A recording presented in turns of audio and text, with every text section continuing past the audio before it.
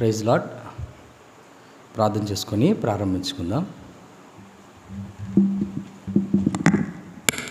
ప్రేంగల మా తండ్రి, దయగల దేవా, మీ పాదములకు వందనములు స్తుతులు చెల్లించుకుంటూ ఉదయకాల సమయంలో మమ్మల్ని సజీవ లెక్కలు ఉంచినందుకే మీకు స్తుతులు స్తోత్రం చెల్లిస్తున్నాం. ప్రభా, ఎన్నిక లేని వారము, అల్పులము, అయోగ్యులము ప్రభా, అయినప్పటికీ మీరు మమ్మల్ని జ్ఞాపకం చేసుకుంటూ ప్రభా, మాకు అనుదినము సమస్తము దయచేస్తూ ప్రభా మమ్మల్ని పోషిస్తూ నడిపిస్తున్నందుకే మీకు వందనాలు చెల్లిస్తున్నాం.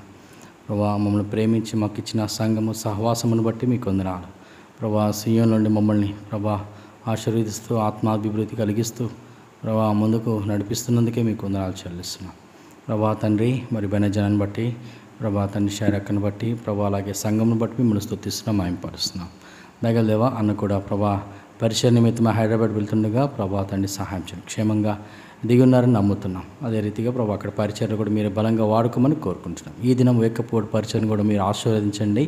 ప్రభా, మీ ప్రజలతో మీ బిడ్డలతో మీరు మాట్లాడమని వేడుకుంటూ మా ప్రభువును రక్షకుడు యేసుక్రీస్తు ప్రభు నామంలో ప్రార్థించి అడిగి వేడుకుంటున్నాను మా తండ్రి, ఆమేన్. ఈ దినము అనుదిన వాగ్దానము, సార్వత్రిక సంఘ అనుదిన వాగ్దానంలో భాగముగా 145వ కీర్తన మొదటి చరణం. 145వ కీర్తన మొదటి చరణం. రాజవైన నా దేవా, నిన్ను గణపరచెదను, నీ నామమును నిత్యము సన్నుతించెదను. రాజవైన నా దేవా, నిన్ను గణపరచెదను, నీ నామమును నిత్యము సన్నుతించెదను. దేవుని మాటలు మనము చదువుకుంటూ వచ్చాం. ఈ మాట ద్వారా ప్రభు నీతో నాతో మాట్లాడినట్లుగా చిన్న ప్రార్థన చేసుకుందాం. ప్రేంగల మా తండ్రి, దయగల దేవ, మరొకసారి మీ పాదాల దగ్గర చేరాం. ప్రభా, చదువుకున్న మాటను దీవించండి, ఆశీర్వదించండి, విరిచి పంచిపెట్టండి. ఎవరికి ఏ మాట అవసరమో ఆ మాటలు వారికి అనుగ్రహించమని కోరుకుంటూ నిలబడుతుందన్న జ్ఞాపకం చేసుకొని నిష్ప్రయోజకుని ప్రభా బలపరచమని కోరుకుంటూ మీ ఆత్మతో నింపమని కోరుకుంటూ మా ప్రభు రక్షకుడు యేసుక్రీస్తు ప్రభా నామంలో ప్రార్థించాడు వేడుకుంటున్నాను మా తండ్రి, ఆమేన్. ఈ 145వ కీర్తన మనం చూసుకున్నట్లయితే ఇది స్తుతి కీర్తన. ఇది 145 కాదు, ఆఖరి 6 కీర్తనలు స్తుతి కీర్తనలుగా మనము చూస్తాం. దావీదు చేసిన స్తుతి. ఇక్కడ కూడా చూసుకుంటే రాజవైన నా దేవా, నిన్ను గణపరచదు, నీ నామమును నిత్యము సన్నతించింది. ఈ కీర్తన పాడినప్పుడు ఇక్కడ రాజు అయిన దావీదు ఇంకొక రాజుని గణపరుస్తున్నట్టు, ఇంకొక రాజుని స్తుతించినట్టుగా, ఇంకొక రాజుని కీర్తించినట్లుగా మనము చూస్తాం. ఆయన తన యొక్క సింహాసనం మీద కూర్చుండటానికి ఆ సంస్థానంలోకి వస్తున్నప్పుడు అందరూ రాజు కోసం వెయిట్ చేస్తుంటే రాజుతో మాట్లాడాలని, రాజుని పొగడాలని, రాజు ఎంటర్ అయ్యేటప్పుడు లోపలికి వచ్చేటప్పుడు ఆ రాజుని మంచి పదాలతో లేదంటే పద్యాలతో పాటలతో రాజుని గణపరుస్తూ ఉండాలని చెప్పి సహజంగా మనం చూస్తున్నాం. అట్లాగే దావీదు కూడా వస్తున్నప్పుడు దావీదుకు కూడా అదే రీతిగా జయమని చెప్పడానికి, లేదంటే దావీదుని కూడా స్తుతించడానికి, దావీదుని కూడా పొగడటానికి అక్కడ అందరూ ఉంటే ఆ గుంపులో నుంచి ఒక వ్యక్తి రాజవైన నా దేవా, నేను నిన్ను గణపరుస్తానని చెప్పేసి ఒక మాట వచ్చిందంట. ఎవరు ఇక్కడ రాజుని పొగడాలి కదా, ఆయనకన్నా ముందు రాజవైన నా దేవా అని చెప్పి దేవుణ్ణి పొగుడుతున్నారు అని చెప్పి ఆ గుంపులో చూసినప్పుడు ఆ గుంపులో దావీదు ఉంటూ వచ్చాడంట. అందరూ సింహాసనం మీదకి చూస్తున్నారు. రాజు వచ్చి దావీదు వచ్చి కూర్చుంటాడు కదా, వచ్చిన వెంటనే మనం ఆయన్ని గణపరుద్దాం, ఆయన పొగుడుదాం అని చెప్పేసి అనుకుంటున్నప్పుడు ఈ గుంపులో నుంచి ఒక మాట వచ్చి, నేను నిన్ను గణపరుస్తాను.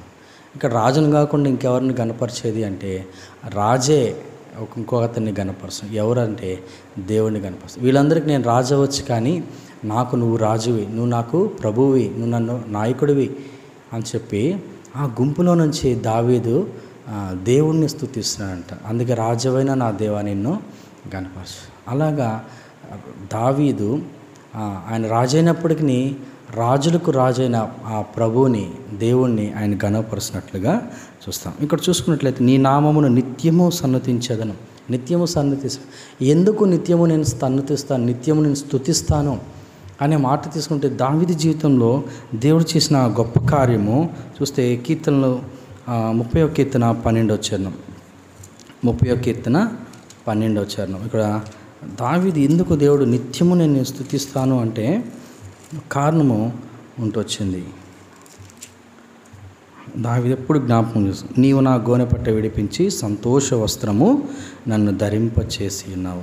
యెహోవా నా దేవ, నిత్యము నేను నిన్ను స్తుతించెదను. ఎందుకు నిత్యము నేను నిన్ను స్తుతిస్తాను?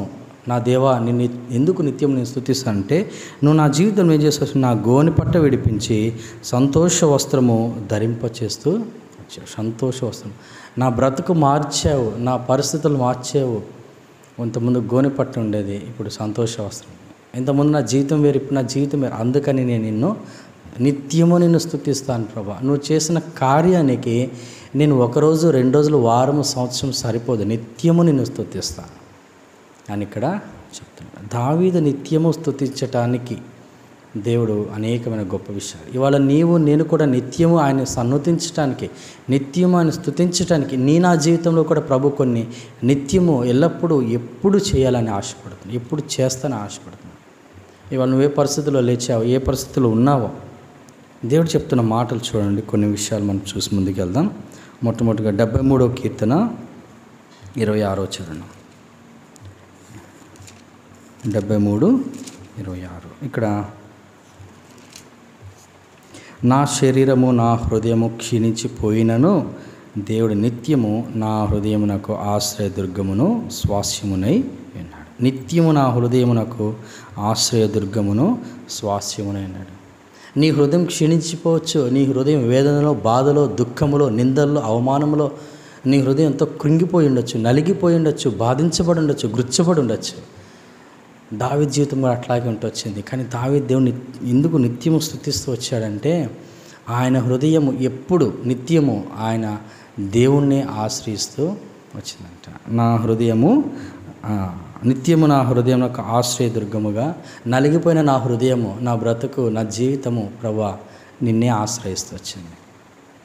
చాలాసార్లు మనం ఆశ్రయించడానికి ఎవరు ఉండరు, కానీ దావీదు నలిగిపోయిన ప్రతిసారి, గుర్చబడిన ప్రతిసారి, నిందింపబడినప్పుడు, బాధింపబడినప్పుడు, ఆయన ఏడ్చిన ప్రతిసారి ఆయన హృదయం ఎవరిని ఆశ్రయిస్తూ వచ్చిందంటే దేవుణ్ణి ఆశ్రయిస్తూ వచ్చింది. కొన్నిసార్లు మనము కొంతమందికి చెప్పినప్పుడు వాళ్ళు విసుక్కుంటారు, ఎప్పుడు నువ్వు నాకు అవే చెప్తావా, ఎప్పుడు శ్రమలని, ఎప్పుడు బాధలని, ఎప్పుడు కఠినమని. కానీ దేవుడు అలాగా చెప్పడు. నిత్యము నా హృదయము నిన్ను ఆశ్రయిస్తుంది. ఇవాళ నీ హృదయం కూడా దేవుని ఆశ్రయించవచ్చు. నిత్యము నీ హృదయాన్ని దేవుని దగ్గర ఎప్పుడైనా ప్రభు దగ్గరికి నువ్వు వెళ్ళచ్చు.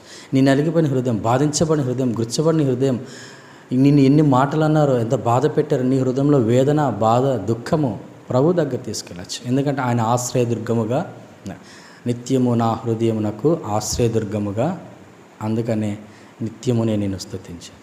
రెండోదిగా చూసుకుంటే 9వ కీర్తన 18వ చరణం.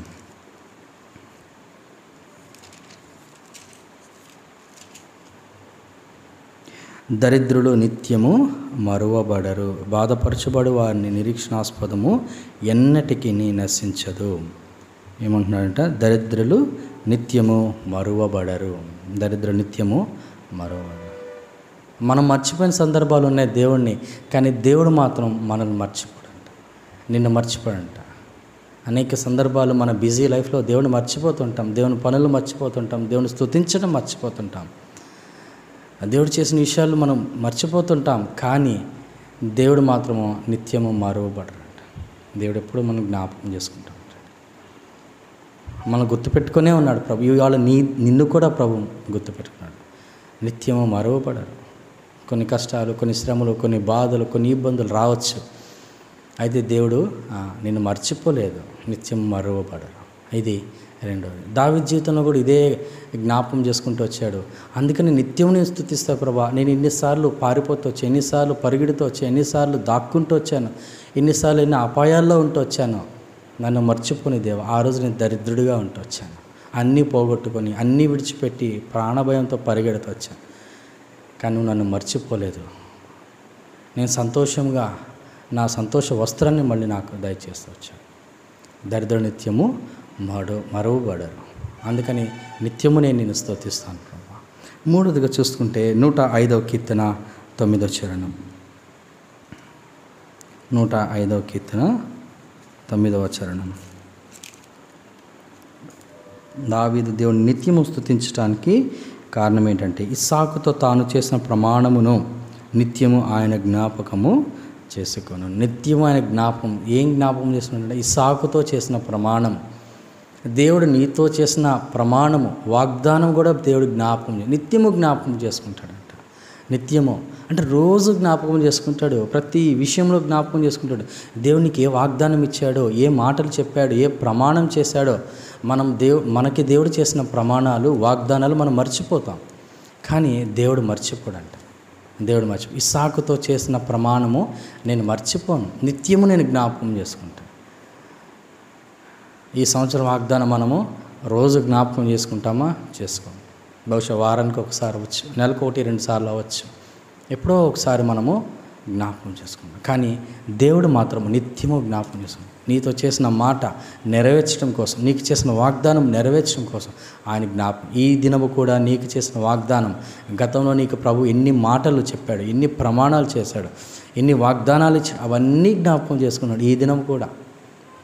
అందుకని ప్రభువా నాతో చేసిన మాట నెరవేర్చడం కోసం మీరు నా ప్రమాణం, నాతో చేసిన వాగ్దానం అంతగా జ్ఞాపకం చేసుకుంటున్నాడు దావీదు. అందుకనే దేవుని నిత్యము నేను స్తుతిస్తాను. నాతో చేసిన నాకు నువ్వు ఇచ్చిన మాట నెరవేర్చకపోతే నాకు అడగటానికి హక్కు లేదు, ధైర్యం లేదు.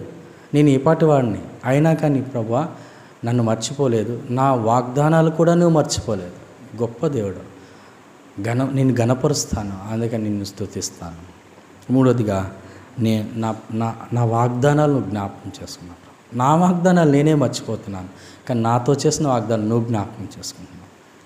ఇంత గొప్ప దేవుడు అని దావీదు దేవుణ్ణి స్తుతిస్తూ వస్తున్నాడు. నాలుగోదిగా చూసుకుంటే 18వ కీర్తన 50వ చరణం. 18వ కీర్తన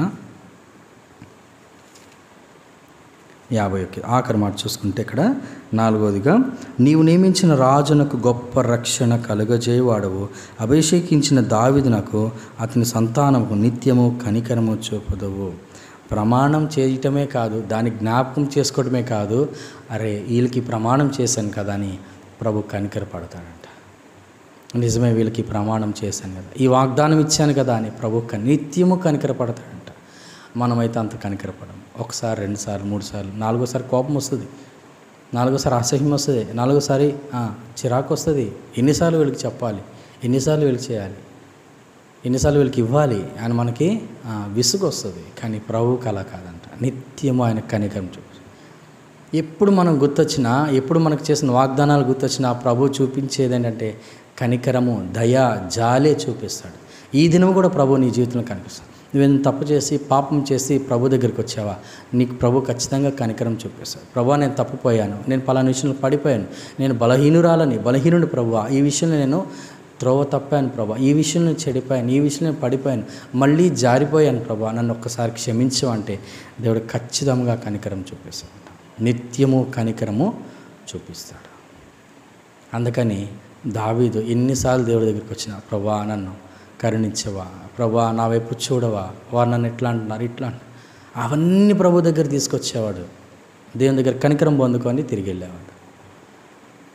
అదే రీతిగా అదే దేవుడు ఈ దినము నీ విషయంలో కూడా నిత్యము కనికరం చూపిస్తాడంట. ఇది నాలుగోది. ఐదోదిగా చూసుకుంటే 12వ కీర్తన 7వ చరణం. 12వ కీర్తన 7వ చరణం చూస్తే, యెహోవా నీవు దరిద్రులను కాపాడెదవు, ఈ తరము వారి చేతిలో నుండి వారిని నిత్యము రక్షించెదవు. నిత్యము రక్షిస్తాంట, నిత్యము సన్నతిస్తా. ఎందుకు సన్నతిస్తా అంటే దావీదుకి ఇన్ని యుద్ధాలో, దావీదుకి ఎన్ని ప్రాణ భయాలో, ఎన్ని అపాయాలో, ఎన్ని శ్రమలో, ఎన్నిసార్లు దావీదు పరుగుడు తీసుకొచ్చాడు. అన్నిసార్లు రక్షించింది ఎవరు? ప్రభు. ఆయన సైన్యం కాదు, ఆయన కుమారులు కాదు, ఆయన స్నేహితులు కాదు, ఇతర రాజులు కాదు, ప్రభువే రక్షిస్తూ వచ్చాడు. నిత్యము నన్ను రక్షించేవాడు కదా. అదే దేవుడి వాళ్ళు నిన్ను కూడా నిత్యము రక్షిస్తాడు. ఇప్పుడే ఊరికి అలా ఫోన్లో లైవ్ చూసామని చూస్తే, స్కూల్ పాపం దింపి ఇంటికి వస్తుంటే యాక్సిడెంట్ అని తల్లి మరణించిందంట. ఆ పాపకు తెలియదు మా అమ్మ ఇంటికి వెళ్ళట్లేదు అని. మనం చేసే ప్రతి పనిలో మనల్ని కాపాడుతుంది, మనల్ని రక్షిస్తుంది ప్రభువే. మనం కాపాడబడ్డాం, మనం రక్షించబడ్డాం, మనం జాగ్రత్తలు తీసుకున్నాం, మనం సేఫ్టీగా మనం ఉన్నాం అనుకోవడానికి లేదు. మనం ఊహించిన ఆ దిక్కు నుండి మనకి అపాయము వస్తుంది. అయితే రక్షిస్తుంది, కాపాడుతుంది ప్రభువే. నిత్యము రక్షించేదవు. నిత్యము రక్షిస్తూ వచ్చాడు దావీదుని. ఆయన ముసలివాడై చనిపోతూ వచ్చాడంట దావీదు. అలా రక్షిస్తూ వచ్చాడు. నిన్ను నన్ను కూడా రక్షిస్తుంది ప్రభువే. నీ బిడ్డల్ని, నీ భర్తని, నీ భార్యని, ఎవరెవరు ఎక్కడెక్కడున్నారో వారందరిని కాపాడుతుంది, వాళ్ళని రక్షిస్తుంది ప్రభువే. ఈ టైంలో వాళ్ళకి ఏ అపాయం లేదు, వాళ్ళు క్షేమంగా ఉన్నారు అనుకోవటానికి లేదు. ఎప్పుడు ఇక్కడ ఏమి జరుగుతుందో తెలియదు. అయితే మనం ఇవాళ ఇలా ఉన్నామంటే అది దేవుని కృప. ఆయన రక్షించటమే, ఆయన కాపాడటమే, నిత్యము రక్షించడం. దావీదు దేవుడిని నిత్యము నేను సన్నతిస్తాను. కారణం ఏంటంటే నిత్యము ఆయన హృదయం నలిగిపోయినప్పుడు, పగిలిపోయినప్పుడు, ఆయన హృదయం గుర్చబడినప్పుడు ఆశ్రయదుర్గముగా ఉండేవారంటే దేవుడే. నిత్యము నా హృదయంలో ఒక ఆశ్రయదుర్గముగా ఉండొచ్చాడు. రెండోదిగా నిత్యము మరువబడరంట. దేవుడు దావీదుని ఎప్పుడూ మర్చిపోలేదు. నిత్యం మరువబడరు. దేవుడు నిన్ను కూడా మర్చిపోలేదు. ఇవాళ సజీవ లెక్కలో ఉంచాడు, ఈ దినం నీకు అనుగ్రహించాడు. మూడవదిగా నిత్యము ఆయన తన బిడ్డలతో చేసిన ప్రమాణం జ్ఞాపకం చేసుకుంటాడంట. వాగ్దానాలు జ్ఞాపకం. మనతో చేయబడిన వాగ్దానం మనం మర్చిపోయాం. దేవా నువ్వు నాకు అది ఇస్తావని మనం అడగలే, మర్చిపోయాం. కానీ ప్రభువు మాత్రం జ్ఞాపకం చేసుకుంటాడంట. చేసిన ప్రమాణాలు కూడా జ్ఞాపకం చేసుకుంటాడు. నాలుగవదిగా నిత్యం కనికరం చూపిస్తున్నాడు. మనతో చేసిన ప్రమాణం విషయమై మనం నిజంగా అర్హత, యోగ్యత లేనప్పుడు కూడా ప్రభు మనల్ని జ్ఞాపకం చేసుకుంటున్నాడు, కనికరం పడుతున్నాడంట. ఐదవదిగా మనం రక్షిస్తున్నాడు. ఆ వాగ్దానం నెరవేర్చడం కోసం, ఆయన ప్రణాళిక నీ పట్ల నెరవేర్చడం కోసం, ఆయన ఉద్దేశం నీ జీవితంలో నెరవేర్చడం కోసం, నీ కోరికలు సిద్ధింప చేయడం కోసము ప్రభు అనుదినము నిన్ను కాపాడుతున్నాడు, అనుక్షణము నేను రక్షిస్తున్నాడు. దావీదు అందుకని ప్రభా నిత్యము నేను నిన్ను సన్నతించదను. ఆరోదిగా చూసుకుంటే 45వ కీర్తన 2వ చరణం. 45:2 ఇక్కడ ఏమంటే, నరుల కంటే నీవు అతి సుందరుడవై ఉన్నావు, నీ పెదవుల మీద దయారసం పోయబడినది, కావున దేవుడు నిత్యము నిన్ను ఆశీర్వదించను. రక్షించడమే కాదు, అనేకమైన ప్రభు మన జీవితంలో ఉంచుతున్నాడు, ఇస్తున్నాడు, లేనివి పంపిస్తున్నాడు, ఆశీర్వదిస్తున్నాడు. నిత్యము నేను నిన్ను ఆశీర్వదింతాను. దేవుడిస్తున్న వాగ్దానం. ఉదయకాలంలో దేవునితో మాట్లాడు, నేను నిత్యము నిన్ను ఆశీర్వదిస్తాను. నిజంగా ఎన్ని మనం కోరుకున్నవి మన దగ్గర లేవని బాధపడతాం, కానీ మనం అడగనివి ఇవాళ ఎన్ని పొందుకున్నాం. మనం కోరుకోనివి మనకి అంటే క్యాజువల్గా, గ్రాంటెడ్గా, మనం ఊహించకుండానే, మనం అడగకుండానే మన జీవితంలోకి ఎన్ని వచ్చినాయో, ఎన్ని మేలులు జరుగుతూ వచ్చినాయి, ఎన్ని ఉపకారాలు జరుగుతూ వచ్చినాయో, ఎన్ని ఆశీర్వాదాలు దేవుడు ఇంకా నిలుపుతూ వచ్చాడో, క్రొత్తవి ఇస్తున్నాడు ప్రభు ప్రతిదినము. నిత్యము నేను నిన్ను ఆశీర్వదింతాను. నిజంగా దావీదు ఒక రాజుగా మరణిస్తాడు. రాజుగా మరణిస్తాడు. చుట్టూ అతనుకున్న వైభోగము, అంత గొప్పతనము, దేవుడు అట్లా ఆశీర్వదిస్తూ వచ్చాడు. మరణించేంతవరకు దేవుడు దావీదుని ఆశీర్వదిస్తూ వచ్చాడు. అదే ప్రభు ఇవాళ నీ జీవితంలోకి ఉన్నాడు. నీ ఇంట్లో ఏ కొరత ఉందో, నీ దగ్గర ఏ అక్కరుందో ప్రభు నేను ఆశీర్వదిస్తాను. నిత్యము నేను నిన్ను ఆశీర్వదిస్తాను. నిత్యము నేను నిన్ను ఆశీర్వదిస్తాను. 7వదిగా చూసుకుంటే 125వ కీర్తన 2వ చరణం. 125:2 ఇక్కడ ఏమంటాడంటే, యెరూషలేము చుట్టూ పర్వతములు ఉన్నట్టు యెహోవా ఇది మొదలుకొని నిత్యము తన ప్రజల చుట్టూ. నిత్యము తన ప్రజల చుట్టూ. అంతకుమించి మనకేం కావాలి? ప్రభా నాతో పాటు ఉండటమే, నా చుట్టూ నువ్వు ఉంటావా? యెరూషలేము చుట్టూ పర్వతములు ఉన్నట్టంట. నిజంగా ఆ పట్టణము ఎంత గొప్ప పట్టణమో, అయితే ఎంత ఆశీర్వదింపబడిన పట్టణమో, మహారాజు పట్టణమో, గొప్ప పట్టణం. అయితే ఆ పట్టణానికి శత్రులు ఎన్నోసార్లు దండెత్తి వస్తారు. ఆ పట్టణాన్ని నాశనం చేయాలని, లేదంటే ఆ పట్టణాన్ని కూల్చివేయాలని, ఆ పట్టణాన్ని దోచుకోవాలని వస్తుంటారు. మరి ఆ పట్టణం ఎలా కాపాడబడుతూ వచ్చిందంటే చుట్టూ ఉన్న కొండలంట. ఆ కొండకి దిగేలోపే శత్రులు అలసిపోతారు. వీళ్ళు మేలుకుంటారు. ఆ శత్రువుని వీళ్ళు నాశనం చేస్తారు, లేదంటే నిర్మూలిస్తారు, ఓడించగలరు. అలాగా ఆ పట్టణాన్ని కాపాడుతుంది ఆ పర్వతాలంట. ఇక సామాన్య మనుషులు వచ్చి వెళ్ళే దారిలో నుంచి ఆ శత్రువులు రాలేరు. వచ్చేలోపే వీళ్ళు వాళ్ళని వెళ్ళి గుర్తుపట్టే వాళ్ళని నాశనం చేయగలరు. అదే రీతిగా ప్రభు ఇవాళ నిన్ను, లేదా నీ కుటుంబాన్ని, నీ జీవితాన్ని ప్రభు చుట్టూ ఉంటానండి. ఆ యెరూషలేము పట్టణం చుట్టూ ఆ కొండలు ఏ రీతిగా ప్రాకారంగా ఉంటొచ్చినాయో, నేను కూడా నా ప్రజల చుట్టూ ఉంటాను, వారి కుటుంబం చుట్టూ ఉంటాను, వాళ్ళ బిడ్డల చుట్టూ ఉంటాను, వారి సంఘం చుట్టూ ఉంటాను. నేను సీయోను కొండవలే దేవుడిసిన మాట. నిత్యము నేను వారి చుట్టూ. కొండ కదల్చబడుతుందా? కొండ జరపగలమా? జరపలేము. ఆ కొండ ఎంత స్థిరముగా ఉంటుందో అంత బలముగా, స్థిరముగా, అంత ఎత్తుగా, అంత ప్రాకారముగా నేను ఆ చుట్టూ ఉంటాను. ఆ కొండల వలె నేను కూడా ఆ పట్టణం చుట్టూ ఉన్నట్లుగా నా ప్రజల చుట్టూ కూడా నేను ఉంటానని చెప్పి దేవుడు చెప్తాడు. నిత్యము నేను ఉంటాను. అందుకని దావీదు దేవుని నిత్యము ప్రభువా నేను స్తుతిస్తాను, నువ్వు నిత్యం నాకు చాలా చేస్తాను, అందుకే నిత్యం నేను స్తుతిస్తాను. ఇవాళ నేను కూడా ఒక పని చేయొచ్చు. 131 కీర్తన ఒక పని, 31 కీర్తన 3వ చరణం ఇప్పుడు చూసుకుంటే, ఇశ్రాయేలు ఇది మొదలుకొని నిత్యము యెహోవా మీదనే ఆశ పెట్టుకొను. యెహోవా మీదనే ఆశ, నిత్యము యెహోవా మీదనే ఆశ పెట్టుకో. ఆ ప్రభువు నీకు నిత్యము ఇస్తాడు, ఎల్లప్పుడూ ఇస్తాడు. ఆల్వేస్ ఫర్ ఎవర్ అంట. నిత్యము అంటే ఎప్పుడు. ఇంకా దావీదు తర్వాత తన కుమారులు కూడా ఆ ప్రమాణము, వాగ్దానాలు నెరవేర్చి వచ్చాడు. అంత గొప్ప దేవుడు. ఏదో ఈ సంవత్సరానికి, ఈ 10 రోజులకి అనుకో మాకు. దేవుడు ఎప్పుడు నిత్యము నీకు ఇస్తాడు.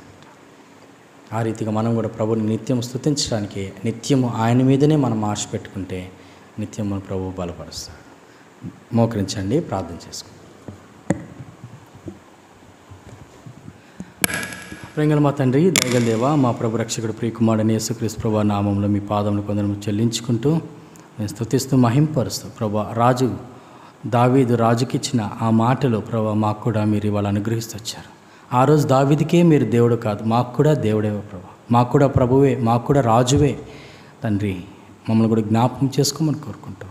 నిత్యము మరచెదనా అని చెప్పినట్లు ప్రభు తండ్రి, నిత్యం మేము మరవబడం ప్రభు. నిజంగా మేము మిమ్మల్ని మర్చిపోయిన సందర్భాలు ఉన్నాయి, మీరు మమ్మల్ని మర్చిపోలేదు ప్రభా. మమ్మల్ని జ్ఞాపకం చేసుకున్నారు, మా వాగ్దానాలు జ్ఞాపకం చేసుకుంటున్నారు ప్రభా. మమ్మల్ని రక్షిస్తున్నారు, మమ్మల్ని కాపాడుతున్నారు ప్రభా. మమ్మల్ని కనికరిస్తున్నారు, అనేక విషయాలు మాకు అనుగ్రహిస్తున్నారు, ఆశీర్వదిస్తున్నారు ప్రభా. మా చుట్టూ మీరు ఉంటున్నారు. దాన్ని బట్టి మీకు కొందరు స్తుతులు చెల్లించుకుంటూ ఈ దినం ఈ మాటలు ఆశ్రయించుకో. నీ ప్రజల చుట్టూ నీ వాగ్దానాలు, నీ మాటలు, నీ సన్నిధి ఉంచమని కోరుకుంటూ మీరే మమ్మల్ని జ్ఞాపకం చేసుకుని కోరుకుంటాం. మా ప్రభు, మా రక్షకుడు ప్రియకుమారుడైన యేసుక్రీస్తు ప్రభువు నామంలో ప్రార్థించి అడిగి వేడుకుని బ్రతిమాలుకుంటున్నాను మా తండ్రి. ఆమేన్. తండ్రి, దేవుని ప్రేమయు కుమారుడైన యేసుక్రీస్తు వారి కృపయు పరిశుద్ధాత్మదేవుని అన్యోన్య సహవాసం ఇప్పుడు ఎల్లప్పుడూ ఇక్కడ చేరిన వారందరికీ, ప్రపంచంలో సకల పరిశుద్ధులందరికీ నిత్యము తోడైండి నడిపించును గాక. ఆమేన్. ప్రభువైన యేసుక్రీస్తు వారి నామములో మీ ప్రతి ఒక్కరికి హృదయపూర్వకమైన వందనములు. Praise lord.